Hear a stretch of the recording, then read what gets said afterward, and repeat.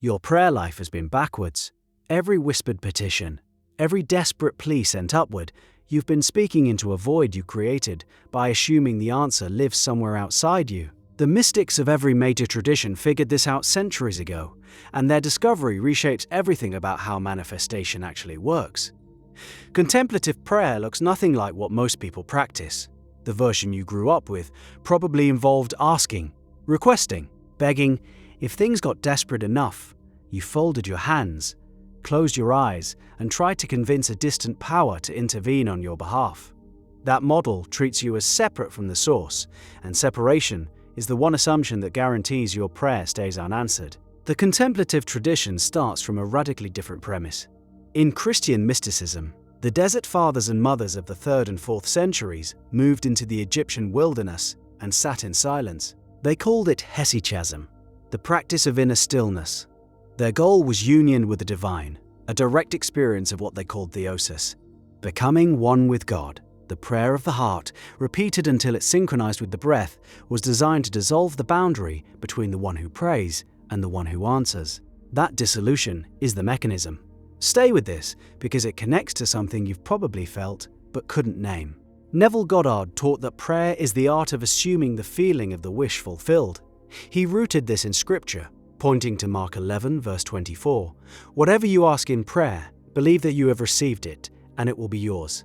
The verb tense matters. Have received. Past tense. The prayer is answered before the words leave your mouth, because in the state Goddard describes, you've already entered the reality where the thing is done.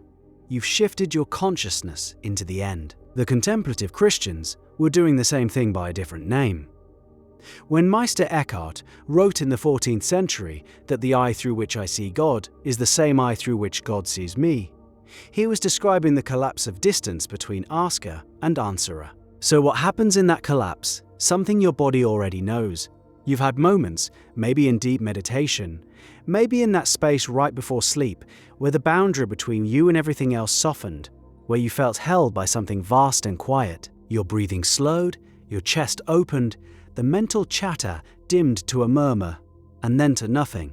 In that gap, you touched the state every contemplative tradition points toward. The Sufis call it fana, the annihilation of the self in divine presence. The Hindu contemplatives call it samadhi, absorption into pure consciousness. The Zen practitioners call it shikantaza, just sitting, with no object, no goal, no separation. Each tradition arrived at the same destination through different doors.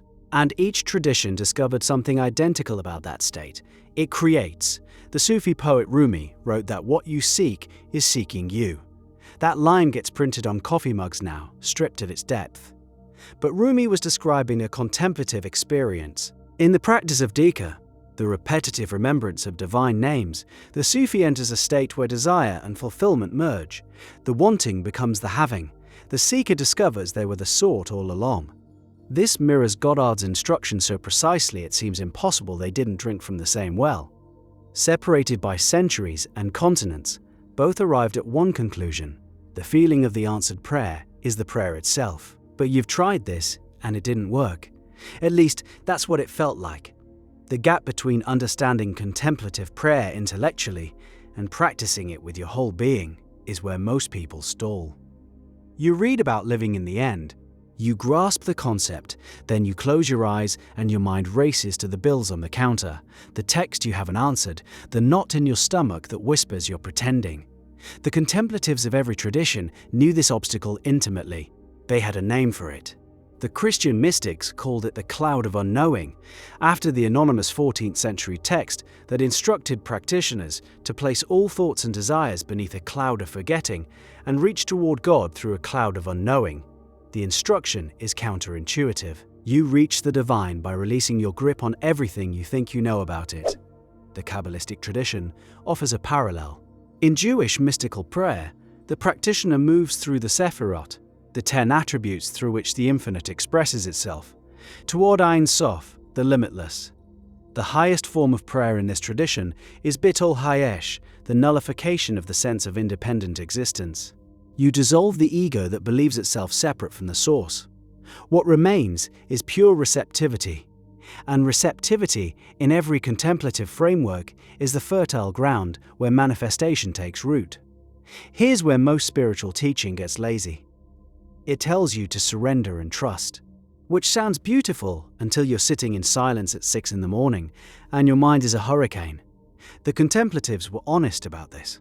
St. John of the Cross called it the dark night of the soul, the period where every familiar comfort, every spiritual consolation, every felt sense of connection goes completely dark. You pray and feel nothing. You assume the wish fulfilled and your body screams that you're lying. The dark night strips away every crutch until the only thing left is naked faith. Goddard spoke about this same territory when he described the 3 days between the crucifixion of the old state and the resurrection of the new one. That liminal period where you've released the old assumption, but the new one hasn't yet hardened into fact. You're suspended between worlds. Every cell in your body wants to retreat to the familiar. The contemplatives who push through that darkness, Teresa of Ávila, Rumi, the anonymous author of The Cloud, all reported the same thing on the other side. A settled knowing that operates beneath thought. A state where prayer becomes continuous, effortless, woven into the breath itself. Teresa of Ávila mapped this journey with surgical precision. In her interior castle, she described 7 mansions of the soul, each one deeper than the last. The outer mansions involve effort, struggle, distraction. The inner mansions, the 6th and 7th, are states of union where the soul and the divine operate as one. She described the 7th mansion as a place where Martha and Mary work together. Action and contemplation merge. You move through the world doing ordinary things, cooking, working, speaking, while simultaneously dwelling in the awareness that everything is already complete. That's the state Goddard called living in the end. Teresa arrived at it through decades of contemplative prayer. The destination is identical. You carry the answered prayer inside your body like a second heartbeat, steady and quiet beneath everything else. The practical bridge between these traditions and your daily life is simpler than it sounds, though the simplicity is deceptive. Set aside 15 minutes. Sit. Let your breathing settle without forcing it. Bring to mind the state you desire, the specific situation as though it is already your lived experience. Hold it the way you hold a memory of yesterday, something that happened, something settled and finished. When your mind pulls you out, and it will, violently, repeatedly, return to the feeling without judgment. The contemplatives didn't wrestle with distraction. They treated it the way you treat a cloud passing across the sun. Brief, irrelevant, already moving. Do this daily, and something shifts beneath the surface. The Sufis called it polishing the mirror of the heart. Each session removes a layer of dust, a doubt, a contradiction, a fear, until the mirror reflects clearly. What it reflects is the state you've been assuming. And a clear reflection, in every mystical tradition, is what the physical world eventually matches. The skeptic within the spiritual framework asks a fair question. If contemplative prayer works through union with the divine, does that mean casual affirmation is useless? Goddard would say the affirmation gains power in direct proportion to the depth of state behind it. Words recited from the surface mind, while the deeper self remains in contradiction, produce nothing. The same words spoken from the settled silence of genuine contemplative contact carry the weight of the entire universe behind them. The contemplatives weren't opposed to words. They understood that words are seeds, and the soil determines whether anything grows.